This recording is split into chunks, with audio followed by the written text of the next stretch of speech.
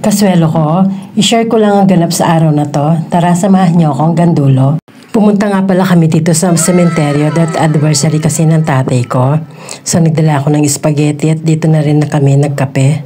Birthday nga pala ngayon ni Miyuki, so very memorable ang kanyang kaarawan. Ito rin kasi yung kamatayan ng tatay ko. So eto na nga, pagkatapos namin kumain, nagkwentuhan. Pinagsasabihan ko sila, pinapangaralan ko sila kung anong mga dapat hindi nila gawin at yung mga plano ko para sa kanila. Pinag-uusapan rin namin yung mga makakabubuti sa amin at lalong-lalo na sa akin. Since na nagtatrabaho ko sa bahay, sabi ko bawal may stress. Tsaka tulungan nila ako sa mga gawaing bahay para naman magawa ko ng mabuting aking trabaho. At para mabigay ko rin yung kanilang pangangailangan, yun lang naman ang inihiling ko sa kanila, na maging mabait na bata. At syempre bilang magulang, gusto natin mabigyan sila ng mabuting kinabukasan, mapaganda ang kanilang buhay at syempre maging mabuting tao. Sabi ko nga sa kanila, kung meron din sila at kaya naman nilang tumulong sa iba, why not, diba? Kahit na sa konting tulong lang or simpleng bagay, makakatulong naman tayo sa iba. Hindi naman pwedeng or kailangang mahal.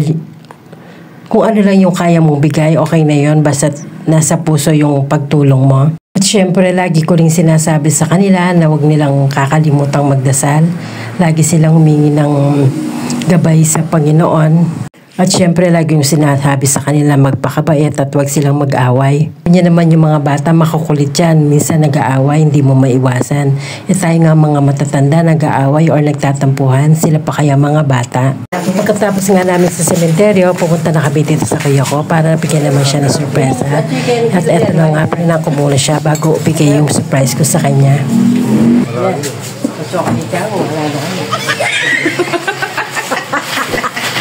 Ulit. Practice siya ita. Practice ka ka. Anong guri mo? Ina. Sigurado ka. Ina. Final. Laking tuwa niya na makita niya yung pa-surprise namin sa kanya. Ito yung naisipan kong bigay sa kanya kasi nakita ko medyo nagpa-flat yung higaan niya. Pagkatapos na nga nito, ang sister-in-law ko naman ang pinapili ko. Baling pagpipili niya yung bigas at yung spaghetti. At yun na nga napili niya is yung bigas. Napakasarap sa pakiramdam na may napapasaya kang ibang tao. Hindi ko ito pinost para magmayabang. Pinost ko to para ma-inspire naman yung ibang tao. Kung meron rin naman tayong maibibigay, why not? Kahit na sa maliit na bagay lang. Sana soon is maka-earn na rin tayo dito sa Facebook para mas marami po tayong matulungan.